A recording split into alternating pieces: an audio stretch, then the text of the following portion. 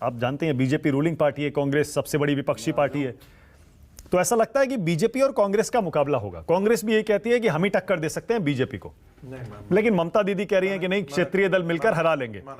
एक सेकंड, राजीव रंजन कुछ कहना चाह रहे थे, फिर आ रहा हूं उसके बाद। राजीव रंजन बोलिए, क्या कह रहे थे? देखिए, पिछले 7 दिनों में किस नेता ने ये कहा कि हम फलाने नेता के साथ काम नहीं करेंगे या फलाने दल के साथ काम नहीं करेंगे, ऐसा बयान किसी का नहीं है। जिसने भी कहा उसने यही कहा कि 24 में हम वापसी भारतीय जनता पार्टी की नहीं होने देंगे। मुझे ऐसा लगता है कि आधा ग्लास आप उसको खाली देख रहे हैं या भरा देख रहे हैं, ये आपका नजरिया हो सकता है। लेकिन 9 अगस्त के पहले क्या देश में भारतीय जनता पार्टी का कोई विकल्प है, इसकी चर्चा हो रही है। मतलब नीतीश जी ने शुरू किया ना विपक्ष को एकजुट करना। आप उस पर मत जाइए। हमारी पार्टी ने बिल्कुल दो टूक कहा है, नीतीश कुमार जी उम्मीदवार नहीं है, पार्टी ने आधिकारिक प्रस्ताव में कहा। अब उनमें उलझाइए नहीं, इसलिए कि उसमें आपका भी समय जाएगा और मैं फिर से वही दोहराऊंगा, कोई फायदा नहीं। नीतीश कुमार जी दौड़ में नहीं शामिल। Okay, alright.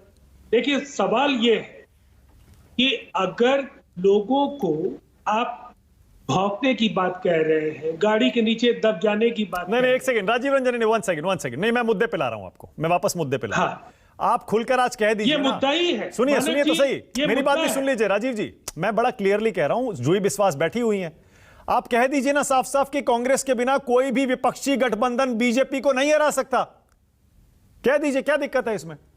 नहीं, मैं तो आपको क्यों कहूंगा कि भारतीय जनता पार्टी ऐसी अजय स्थिति में है, ऐसी अपराजय स्थिति में है कि उसकी हार हो ही नहीं सकती। मतलब अलग अलग लड़के हरा देंगे, आप यही कह रहे हैं ना? मैं क्या नहीं, आप कैसे निष्कर्ष निकाल सकते हैं कि मैं क्या बोल रहा हूं?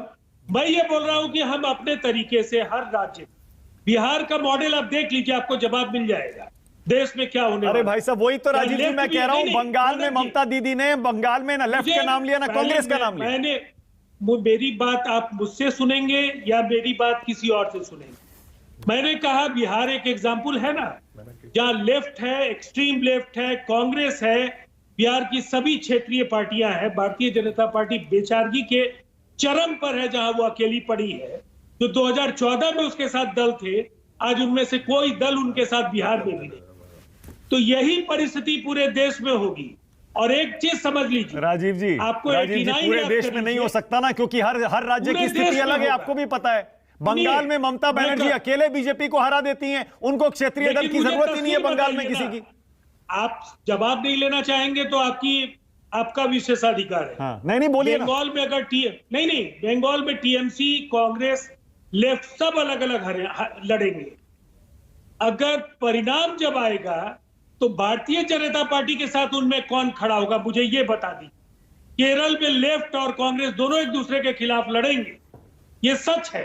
लेकिन परिणाम जो आएगा, संभावित सरकार में भागीदारी किसकी होगी, ये दोनों एक साथ होंगे, ये तीनों एक साथ होंगे। और यही कमोबेश परिस्थिति, चाहे प्रीपोल सिनेरियो हो या पोस्टपोल अरेंजमेंट्स हो, भारतीय जनता पार्टी को डरना चाहिए। डरने की पर्याप्त वजह। डर क्यों नहीं रहे हैं आप?